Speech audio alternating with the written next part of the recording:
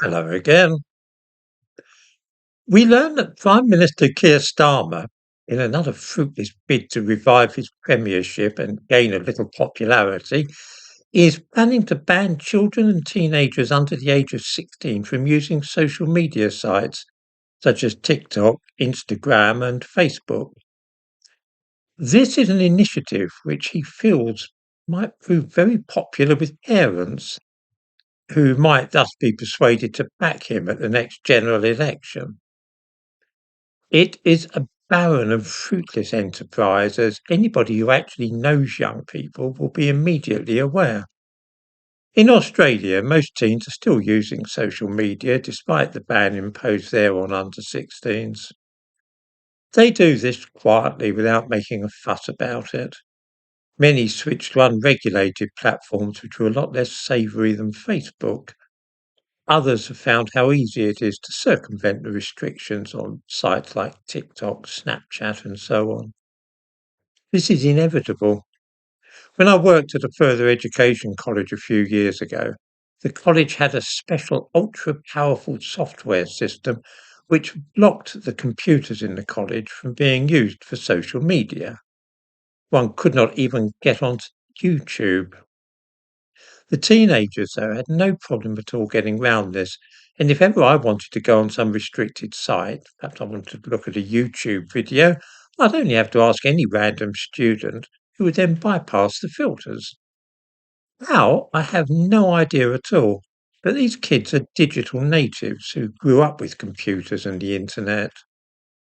No older person can hope to keep up with them. This then is the first point to consider, that a ban will be ineffective and the young people will simply get round it. Some will start using sites like Reddit, and if that's banned, then they'll use something else. At least the big social media sites at the moment are open, things like Facebook. We risk driving teenagers onto unregulated and unsafe sites if we try to ban them from using the larger recognised platforms. There is a second point, though, which is that older people are worried about teenagers being exposed to unsuitable material simply because that is what older people always feel when they see youngsters looking at anything that they don't like or anything which is new. This has been going on for at least 500 years. In the early 16th century, not long after William Caxton introduced printing to Britain, there began the proliferation of printed matter, sheets of paper which many older people now argue are far better for young and developing minds than words appearing on electronic screens. In other words, books. One of the results of setting up printing presses in Britain was that for the first time, cheap printed material became available to ordinary people, including children. Some of this related to religious and educational matters. An awful lot was designed to be pure entertainment. Among the most popular productions were chapbooks. These were little leaflets of very poor quality, illustrated with crude woodcuts, which contained ballads, songs, myths, and fairy tales. Some were also published about famous crimes, and there were too smutty sexual adventures, the forerunners of pornographic magazines.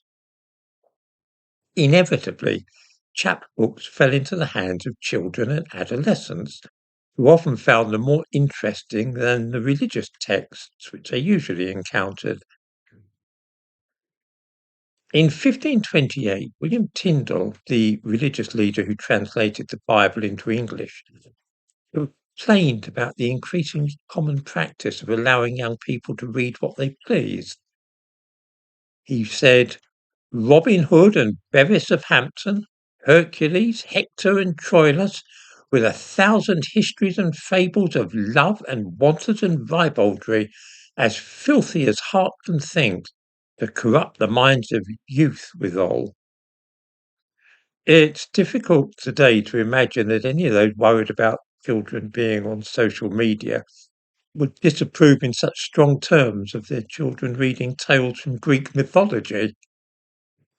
The new medium In this case, printed books was clearly thought to pose a moral threat to youngsters, causing them to read filthy stories and so be corrupted.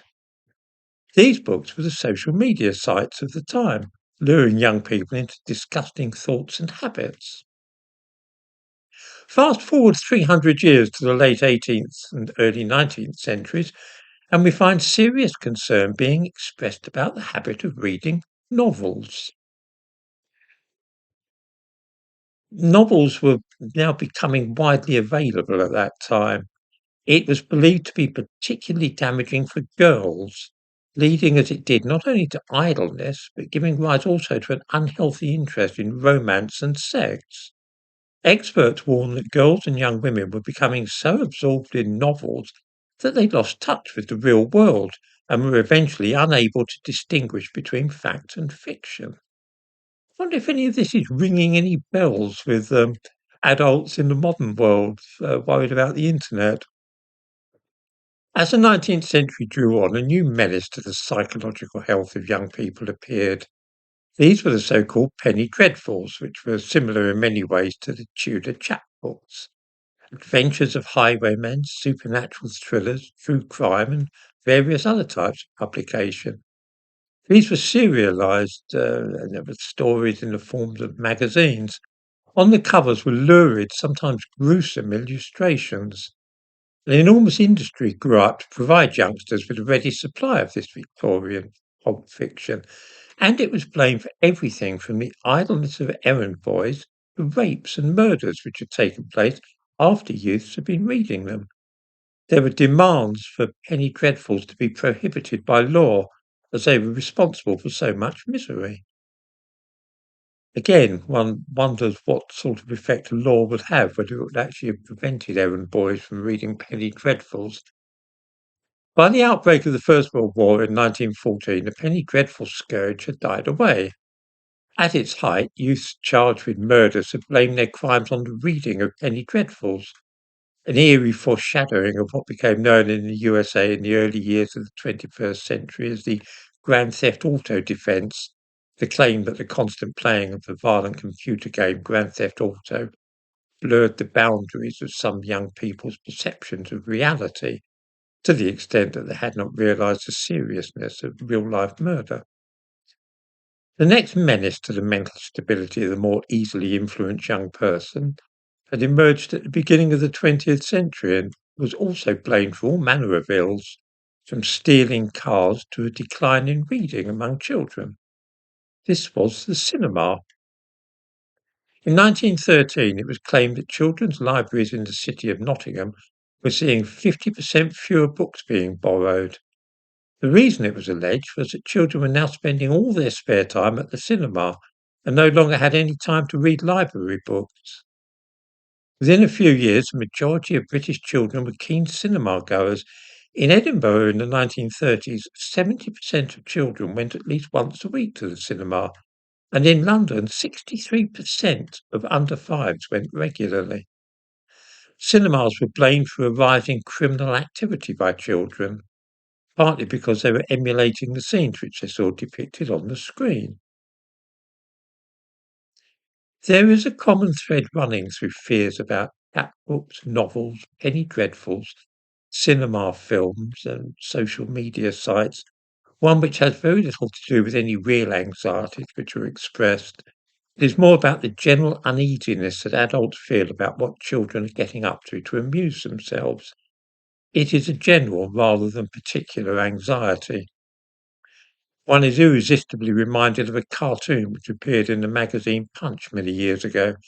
The mother is sitting on a beach and saying to a girl aged about 12, "Go and see what your little brother is doing and tell him to stop it." Adults always disapprove of what teenagers are up to, and they look for ways to stop them.